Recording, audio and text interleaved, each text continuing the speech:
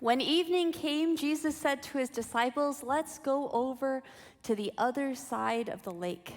They left the crowd behind, and they took him along in a boat, just as he was. There were also other boats with him. A wild storm came up. Waves crashed over the boat. It was about to sink. Jesus was in the back, sleeping on a cushion. The disciples woke him up and they said, "Teacher, don't you care if we drown?" He got up and ordered the wind to stop. He said to the waves, "Quiet, be still." Then the wind died down and it was completely calm. He said to his disciples, "Why are you so afraid? Don't you have any faith at all yet?" They were terrified. They asked each other, "Who is this? Even the wind and the waves obey him." The word of God. Thanks be to God. You may be seated. Last week, we found Jesus in the posture of a teacher sitting in a boat because the crowd was so loud and telling lots of stories. And now Jesus is tired. He's in the boat with his disciples and he suggests, let's go to the other side of the lake. We're in a series right now in the book of Mark, looking at the questions Jesus asks us in the Gospel of Mark. And Jesus gives them this invitation. We find out where Jesus is headed in the next chapter, in Mark chapter 5, verse 1. When they arrive on the other side of the lake, it says they went across the Sea of Galilee to the area of the Gerasenes. Now, the Gerasenes lived east of the Jordan River. The Gerasenes, if you can see the Sea of Galilee there, the Jordan River is to its north and to its south, and on the west side were the Jewish people, and on the east side were the ones that the Jews considered Gentiles. The Gerasenes being one of the communities of Gentiles on the other side of the River Jordan, on the other side of the Sea of Galilee. And Jesus says, let's go to the other side. And I imagine the disciples are thinking to themselves, why, Jesus, why go to the other side? Awkward things can happen when you go to the other side. I grew up mostly in Berrien Springs, Michigan, next to the campus of Andrews University, a Seventh Adventist school there. And about 15 miles up from Berrien Springs, northwest of us on the St. Joseph River, next to Lake Michigan, is the city of Benton Harbor. You can kind of see here on the map, on the east side, there's Benton Harbor. And in Benton Harbor, this is the latest census data. It's a city of about 10,000 residents, about 85% of which are Black. In that community, 45% of people in the city of Benton Harbor live in poverty, 45%. The median household income for Benton Harbor is $22,000. Can you imagine your household living on $22,000 for the year? And that's the median income. Now, just across the St. Joseph River, closer to Lake Michigan, if you can see the river there in Lake Michigan, there's the city of St. Joseph. This is the iconic St. Joe's Lighthouse. For any of you who've been to Andrews University, we love going to St. Joe and walking down the pier and seeing this lighthouse. So St. Joseph is a city of 8,000 people, 84% white, only 7% live in poverty, and the median household income is $62,000 a year. 3 times that of the majority of people who live in Benton Harbor. Alex Kotlatzwitz wrote a book in 1999, and he called it, quote, "The Other Side of the River, a story of 2 towns, a death, and America's dilemma." The Other Side of the River. I am planning to finally listen to this book on Audible over this next month, because even though I grew up there and I probably have a copy of the book somewhere, I have not yet read it, and I plan to do it this next month. So when I was in high school, Andrews University students started venturing to Benton Harbor, and they first just started out by going to the community there, going to neighbors, and asking if anyone would pray with them and how they could be helpful. And eventually a community of people formed there in Benton Harbor, and Pioneer Memorial Church at Andrews University started a church plant in Benton Harbor. And the community started to grow, and today the church planted there is called Harbor of Hope, and it's led by Pastor Torres Montgomery, who leads the church community there, lives in Benton Harbor with his wife and 3 kids, and is also an associate pastor for Pioneer Memorial Church. So on occasion, Andrews University students and whoever else would want to come would pack up into a bus, and we would head to Benton Harbor for outreach. And what this meant for us, it could be children's ministry. There were children's programs that we would have. It could be other things. And one of the things we would do is pass out flyers. So a whole busload of students would go to Benton Harbor, we'd go to the different neighborhoods and go passing out flyers for various events. And this particular Sabbath, it was for an evangelistic series. We were all dressed in our church clothes, most of us still in our church clothes. And so the big bus took us to Benton Harbor and dropped us off in various residential areas. And so I was dropped off with another girl and 2 guys, and the 4 of us were supposed to walk down the street, hand out the flyers to the evangelistic series, and then finally the bus driver said, "Look at that corner right there. I want you to stand on that corner and wait until I come back and pick you up." So we're like, okay. So we walked down the street, a lot of badly repaired homes, empty homes, a lot of boarded up houses. We're going down the street, passing out flyers, and finally we come to the corner where we're supposed to stand. So 2 of us stand on the one side of the corner, 2 of us on the other, and we're there. We have our flyers, and sometimes cars would go by, and I noticed there was this one car, 2 guys in the car. They were sitting really down low, like, I don't know if I can, and they were sitting like this. They were just barely looking. The guy was barely looking over the steering wheel. The guy sitting next to him, and they're kind of looking at us like, okay, what are you guys doing? They slow down. The window is halfway open. I go up to the window and I say, hey, you should really come to this thing that we're doing. There's going to be food. There's going to be music. And I slip a flyer into their door. They look at me. They do not say a word. They keep going. They come around a couple more times, and we're standing there, and we're looking around, and we're noticing a few stares from people, a few angry looks, and I'm thinking to myself, they just don't like church people. And then one local finally came by. She took our flyer, and she read it, and she looked at us, and she said, "Are you church people?" And we're like, "Yeah." And she said, "You better get off this corner because they think you're hookers." Thankfully, it was the first and last time that I have been mistaken for a prostitute. We quickly moved off the corner, and I'm not sure when the next time I went to Benton Harbor was, but perhaps that's why we're scared to go to the other side of the lake. We're afraid of going to the other side of the lake, whatever that may look like for you in your setting, in your community. We're afraid to go to the other side because we're afraid of being misunderstood, misjudged, mislabeled. We're afraid of causing more harm than good. We're afraid of looking bad, or we're afraid of getting it all wrong, so we stay on our side of the lake. The Sea of Galilee today, you could see it's developed today. It's a freshwater lake. It's about 12 miles long and 7 miles wide. It's low. It's in a basin. It's 700 feet below sea level, but you see the hills around. The top of those hills are about 2,000 feet above sea level. And so because of the cold air coming from the hills down to the warm air over the lake, it's prone to windstorms. Sudden, violent windstorms can rise up. So the disciples and Jesus, the disciples who may have not have thought it was a good idea to go to the other side in the first place, they get into the boat, then they soon find themselves in a wild storm. Waves are crashing over their boat and threatening to sink it, and Jesus is sleeping on a pillow. I had a fun time this week looking up some artwork.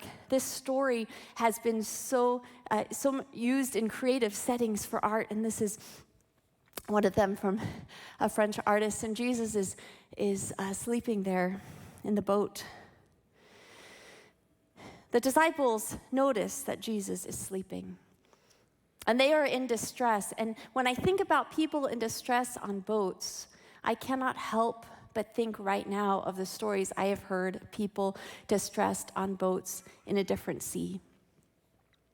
In 2021, this last year alone, over 1,400 refugees drowned while crossing the Mediterranean Sea. Many of us have seen images and heard stories. This is the story of Baptiste and Sophie. Baptiste and Sophie originally come from the Cameroon. They left their country because of war and all sorts of difficult situations. They made it to Libya, but there in Libya, in North Africa, they found very difficult conditions. Sophie was pregnant, and her husband Baptiste said, quote, "Access to healthcare doesn't exist in Libya for Black people. We were treated like rubbish. A dog had more value than us." Sophie said, quote, "The day of the birth," she's pregnant, they're in Libya, they don't believe they have access to the healthcare system. "The day of the birth, a neighbor came to help me." Can you imagine? A neighbor came to help me, but she was more nervous than me. Her arms were shaking all the time, and the birth was very hard. They had a baby, and they named him Bienvenue. Bienvenue, welcome, in French. He was born August 6th, and the family took the risk of crossing the central Mediterranean to Italy when he was only 7 weeks old. They were rescued from their boat September 20 by Doctors Without Borders. Many refugees don't come through central Mediterranean, but come through the eastern Mediterranean from the Middle East. I also learned the story of Doa Al-Zamel, who was 19, when she and her fiance paid $5,000 to smugglers in Egypt to get them across to Europe. They got on an old fishing boat with hundreds of other people. After 4 days at sea, their boat sank. Bassam, her fiance, found a water ring and they treaded together. And while they were treading water, days passed. A Palestinian man asked Doa to save his 9-month-old granddaughter. So the 19-year-old girl's treading water, her fiance is there, she got the 9-month-old in her arms, and soon after, Doa lost her fiance to the sea. Another woman came to her and asked her to take her 18-month-old daughter. And so here she's with a life ring with a 9-month-old and 18-month-old holding, treading water, and on the 4th day, a merchant ship finally finds her with these two kids. You can read her story in the book, A Hope More Powerful Than the Sea, A Hope More Powerful Than the Sea by Melissa Fleming. Sea-Watch is a German nonprofit that rescues people from the Mediterranean. This last Christmas, just this Christmas Eve, they rescued 93 people from a wooden boat that were in distress on the sea. About that Christmas, the leader of the mission wrote, quote, "While European politics festively speaks of charity, it leaves thousands to drown in front of its door." Jesus was in the back, sleeping on a cushion. The disciples woke him up and they said, "Teacher, don't you care if we drown? Teacher, don't you care if we drown?" This next picture is Christ in the Storm by Rembrandt. I love this picture because it's so vivid. You see the guy with the red shirt on the far end, he's seasick.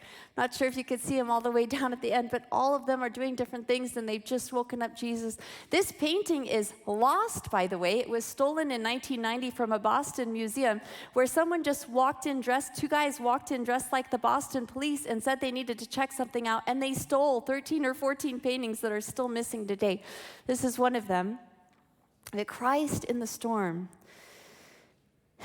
The story of Jesus asleep in the boat would have reminded Jewish listeners of Mark's gospel of another story of a prophet asleep in a boat, the story of Jonah. In Jonah chapter 1, the Jewish prophet runs away. God tells him to go to the other side. He tells him, "Go preach to the people in Nineveh." And Jonah said, there is no way I'm going to those people. And so he gets in a boat, and if you can see the map here, he's supposed to go to Nineveh. He goes to Joppa, gets in a port, and goes to Tarshish across the Mediterranean, as far away as he can get.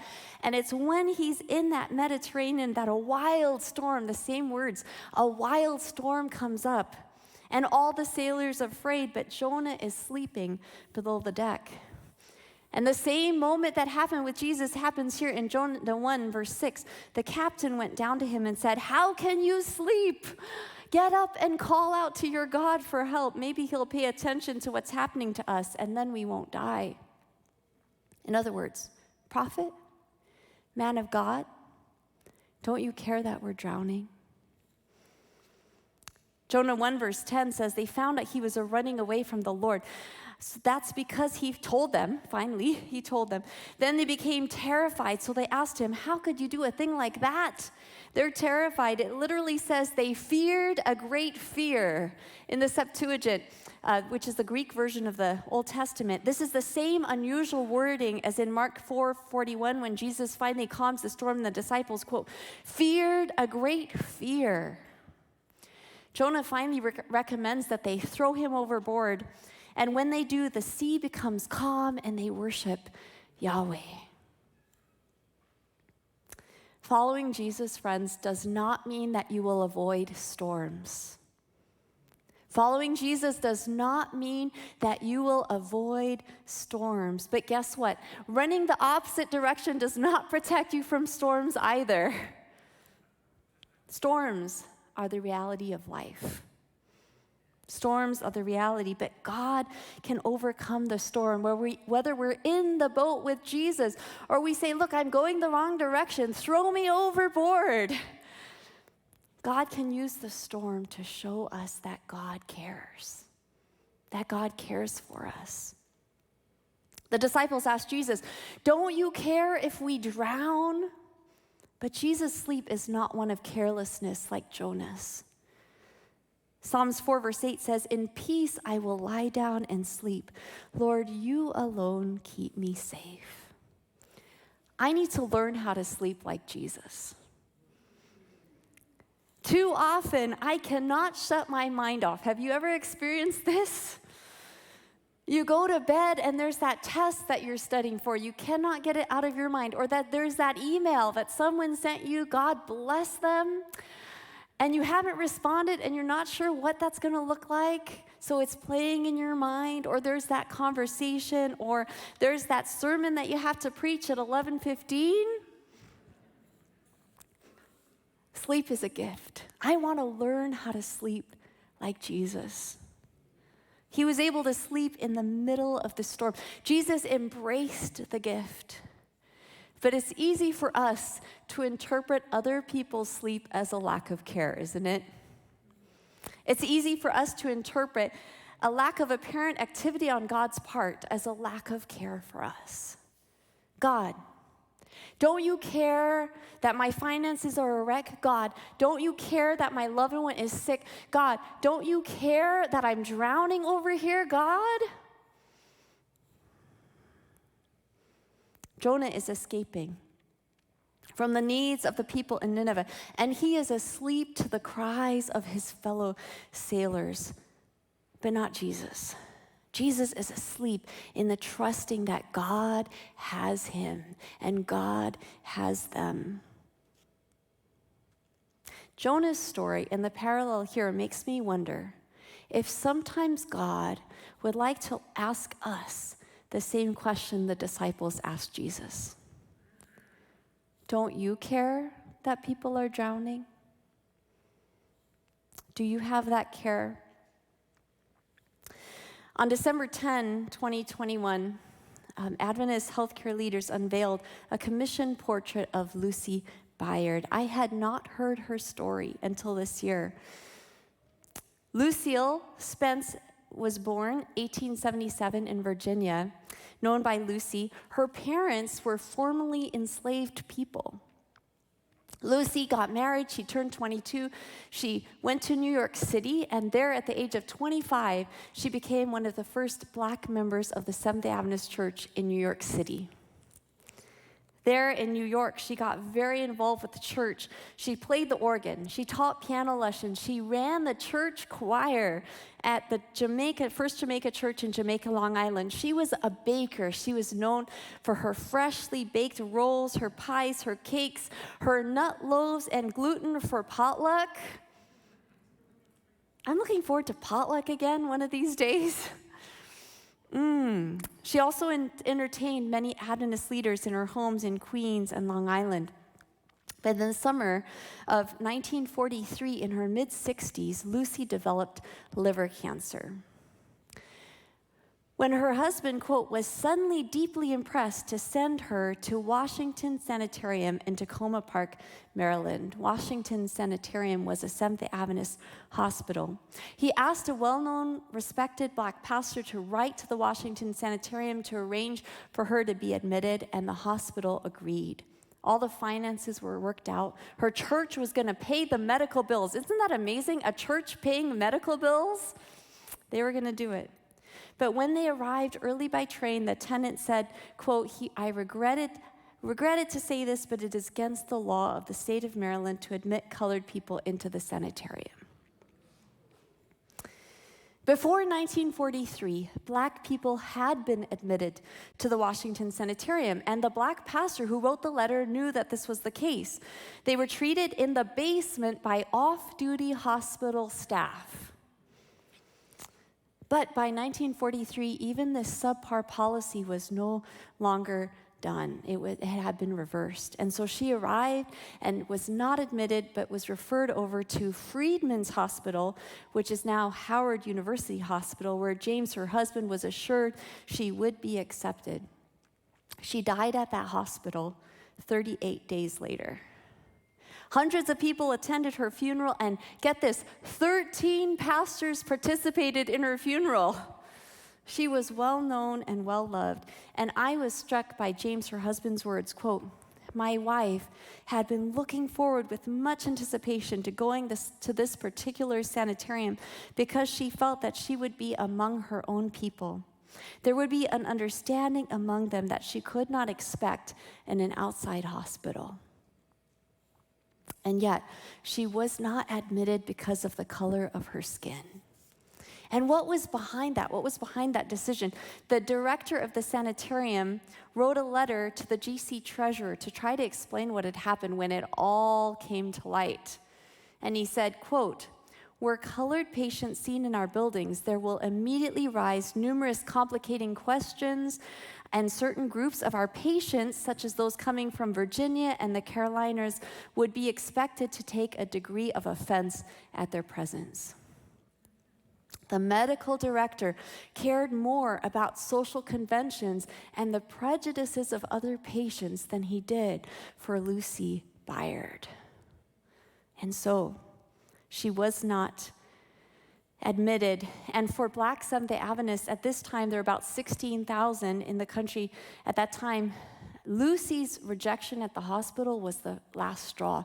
They organized, and 6 months after her death, church leaders at the General Conference voted to establish regional conferences.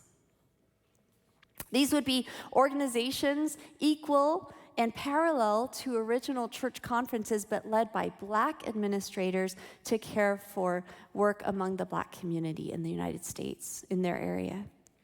It's been 75 years, and today 16,000 members have become 318,000 members of regional conferences, and regional conference administrators say these conferences continue to give voice to the marginalized.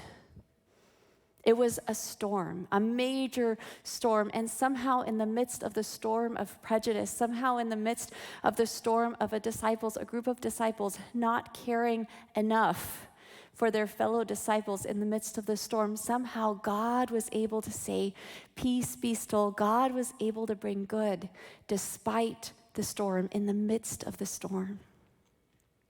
I believe God still has much more work to do in us and through us as a community of faith, as a community in the storm of racism. God wants to say, peace be still. In the storm that the disciples found themselves in, when they were going to the other side with people that they were not comfortable with, what they're not familiar with, when they were in that storm, Jesus stands up and he says, wind, stop. He says, waves, peace, be still. So this one comes from my kids' Bible story book. But I love this picture of the just shh, Because the words literally here, this one literal translation, silence. Peace is simply silence. Hush, hush. And then the literal translation of what we usually call as be still, the literal translation is be muzzled. Be muzzled. I love that. What is a muzzle? Can you imagine a muzzling the waves? That's what Jesus says, be muzzled. What is a muzzle? A muzzle is an instrument, a tool to help create a boundary so that an animal does not eat what they're not supposed to eat, or they don't bite what they're not supposed to bite. Jesus says, be muzzled. And I've started saying to some of my thoughts, because sometimes the storm comes from within, friends. Sometimes the storm we're facing are our own thoughts, our own insecurities, our own anxieties. And I've started to say to my own thoughts, be muzzled. Sometimes we face situations in our families or in our community or at work, and you can just say a little prayer in Jesus' name, be muzzled. The sea needed to be muzzled. In Jewish thought, the sea was the natural dwelling place for demons and spirits. We see this in Psalms, Job, Isaiah, Daniel, where monsters come from the sea. In John's vision of the new heaven and the new earth from Revelation 21, verse 1, there was no longer any sea. Now, how many of you hope there's sea in the new earth? I do.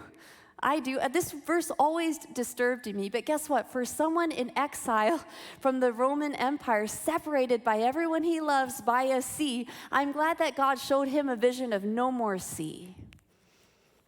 The sea is not only muzzled, but done away with, because it's only God that can command the sea and expect it to listen and obey. Psalms 89, verse 9 says this, you rule over the stormy sea. When its waves rise up, you calm them down. Psalms 107, 28 through 30. I imagine these words were in the minds of Jewish listeners to the Gospel of Mark. It says, then they cried out to the Lord because of their problems, and he brought them out of their troubles. He made the storm as quiet as a whisper. The waves of the ocean calmed down. The people were glad when the ocean became calm. Then he guided them to the harbor they were looking for. Only God can say, peace, be still. Only God can muzzle the sea. Second Maccabees is a book written in Greek around 150 or 120 years before Jesus was born.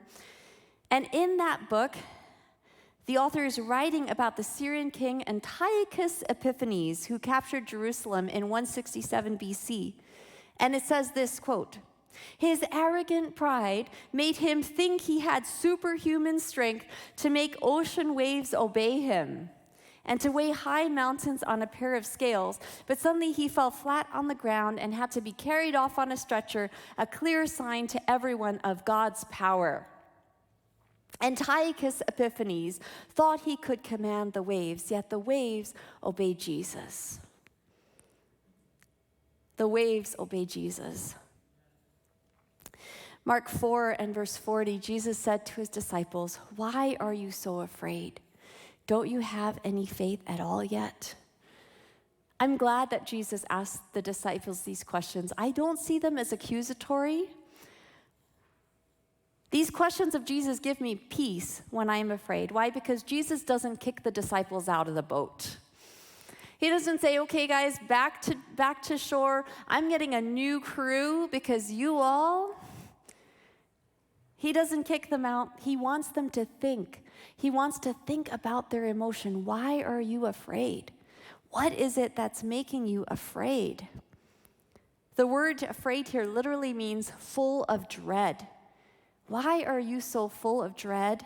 Why are you anticipating the worst? I see two things here in this story. Number one, they thought they would die. That's a good reason to be afraid, I would say. That scares most of us. But number two, it's a little bit more subtle, but it goes back to the question they asked Jesus. Why were they so afraid? Because they weren't 100% sure that Jesus cared about them. They weren't sure that they were loved. They didn't have that assurance that they had God's love 100%, God's care 100%. Fear can protect us, but it can also prevent us from following Jesus, from knowing that we're safe, that we're loved. Knowing that we're safe, that we're loved gives us freedom to go with Jesus wherever he calls us, to whatever other side he invites us to go with him to. Don't you have any faith at all yet, Jesus says? I would translate this, don't you trust me yet?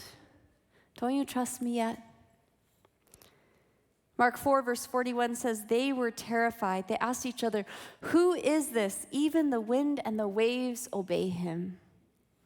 Who is this? And we're left with this lingering question that Mark's building up to, where in chapter 8, Jesus is going to ask them, who do you say that I am? But this time the question is not answered. The disciples ask it and it lingers in the air. Who is this? Who is this Jesus? Do I trust him yet?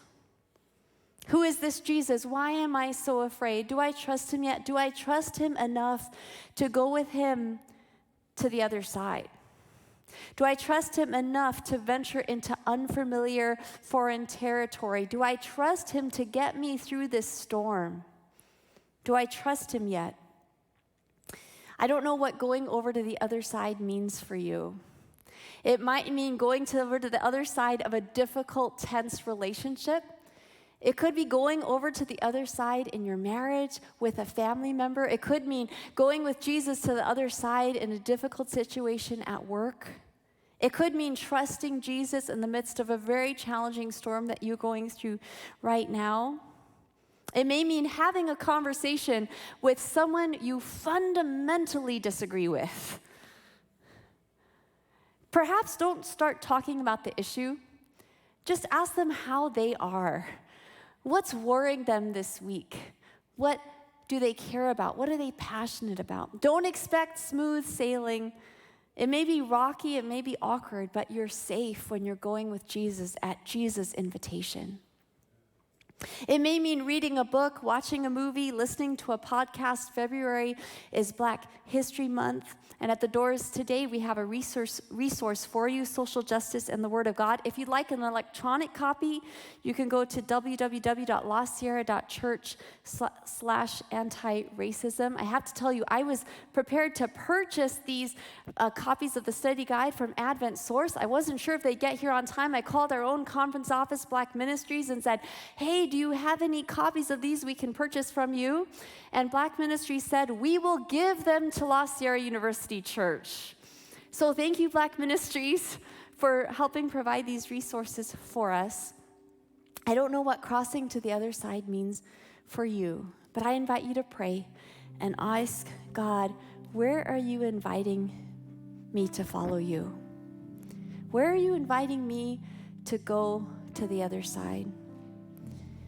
You might feel like you're in the eye of a storm right now. God, where are you inviting me to trust you? In the midst of that, Jesus, what are you calling me to do? What am I called to do? What would I do? What will I do? What will I say when I know I'm loved, when I know I'm safe, and when I'm not afraid? Amen.